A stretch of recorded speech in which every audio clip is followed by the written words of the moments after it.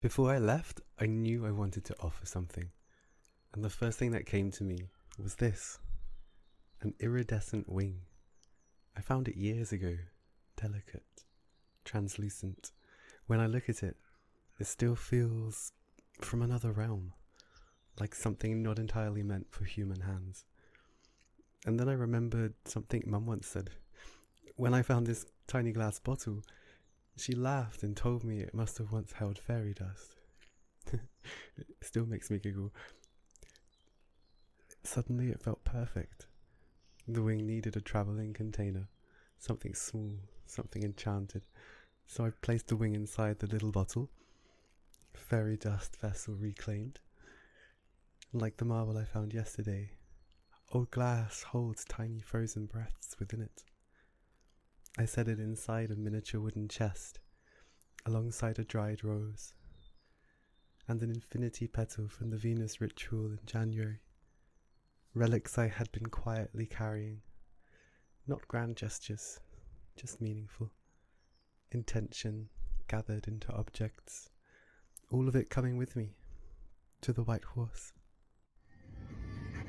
As I set out, a song came on the radio, one of those moments when the timing feels personal, so I hit record.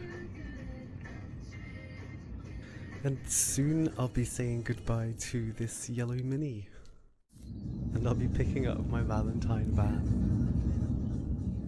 I stopped at the White Horse pub for lunch, and then onto the ancient chalk carving itself. When I arrived at the car park, 2 magpies greeted me. Joy! And on the radio, lyrics that felt divinely placed. I chose the longer path, the slow ascent, and when I turned to take in the full panorama, 2 red kites rose above the horizon. I caught them mid-flight, gliding, effortless. One crossed overhead and flew towards the horse.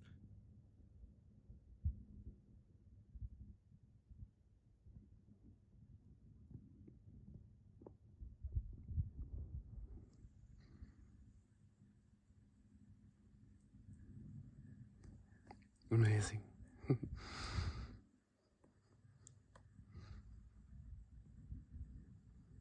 And I zoomed in to follow. The white horse revealed by wings.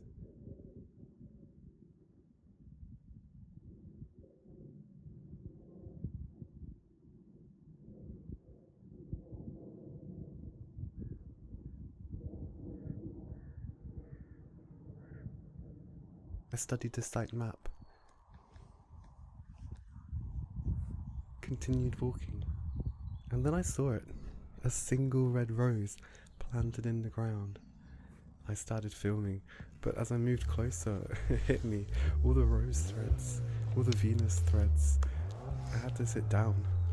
Behind me, a car began revving. Loud, insistent.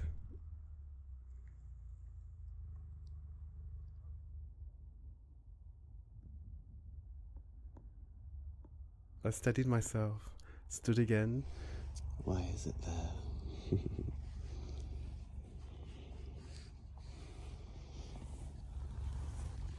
Moved closer, zoomed in, and as the rose filled the frame, the engine roared again.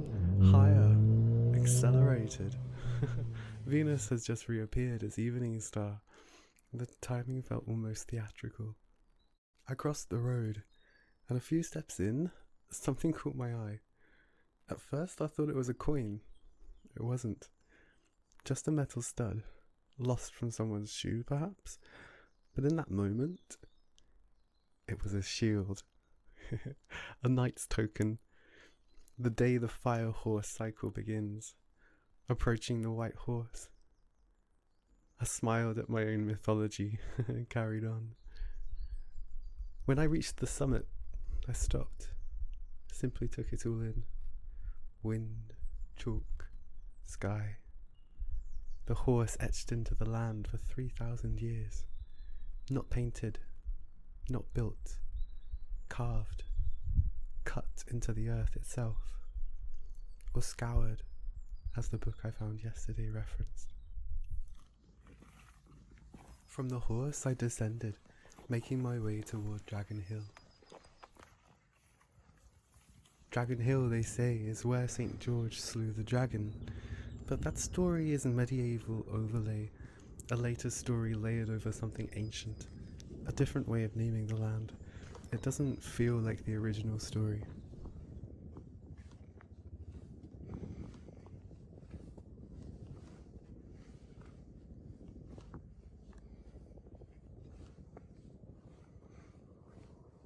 And strangely, reaching the top of Dragon Hill felt even more powerful.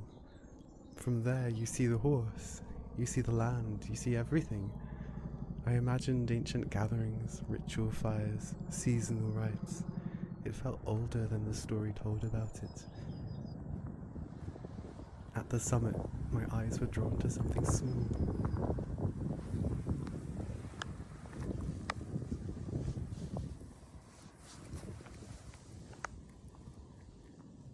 A white felt heart, glistening in the grass.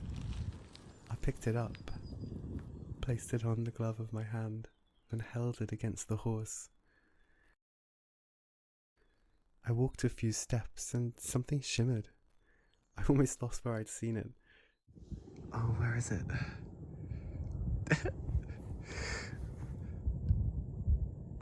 I can't see it anymore.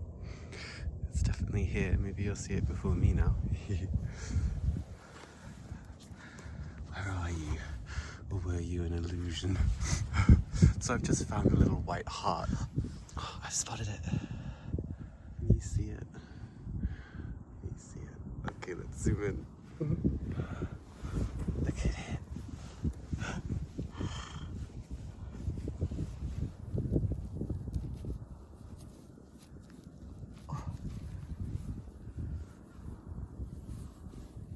Oh. That's so beautiful. Oh my god, I wonder what stone it is. It's so pretty. And another heart. I'm just in awe. The awe continues. Later I would learn its name. Dragon's blood jasper. A dragon's blood heart found on Dragon's Hill.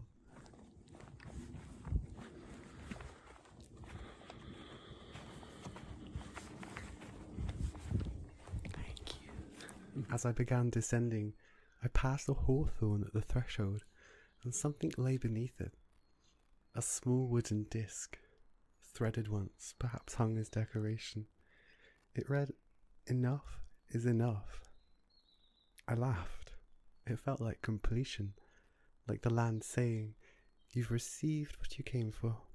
And perhaps a quiet defiance too, because this place is known for a dragon being slain. But here, at the edge of the path back toward the white horse, stands a hawthorn, alive, rooted, simply being what it is. Enough is enough. Maybe the Slayer's story has said all it needs to say. Maybe the land doesn't require that ending anymore. I climbed back toward the white horse. There was only a simple string marking its boundary, but I respected it. I was drawn instead to a small exposed chalk patch beyond it. And there, as the sun began to set, I opened the wooden chest. I placed the rose into the ground, alongside the infinity petal, and I released the wing, carried by the wind. I thought I was recording. I wasn't, so that moment belongs to spirit. I turned to film the rose in the chalk, and only then did I remember. The rose that greeted me at the start. Forgetting at the time I was carrying one too. Symmetry, arrival and presence.